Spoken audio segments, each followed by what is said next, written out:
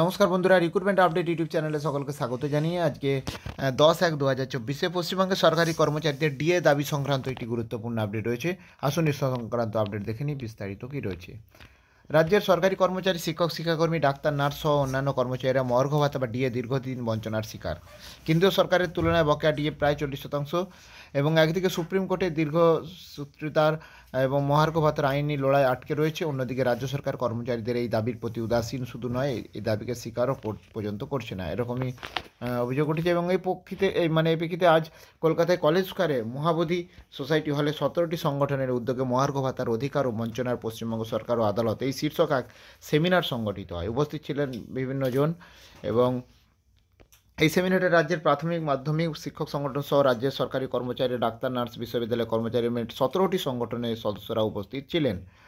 এবং সেমিনারে অন্যতম বলেন যে রাজ্য সরকারের এই বঞ্চনায় সরকারি কর্মচারী, ডাক্তার, নার্স, শিক্ষক, শিক্ষিকারা ভীষণভাবে বঞ্চিত। এর বিরুদ্ধে আইনি পথে সাথে সাথে দুর্বার গতিতে রাস্তায় লড়াই আন্দোলন চলবে। আগামী 28শে জানুয়ারি ভারত সভা হলে পশ্চিমবঙ্গের সরকারি কর্মক্ষেত্রে আরও অসংখ্য সংগঠনকে যুক্ত করে এক বৃহত্তর কনভেনশনের মাধ্যমে সমাবেশের আয়োজন করা হয়েছে।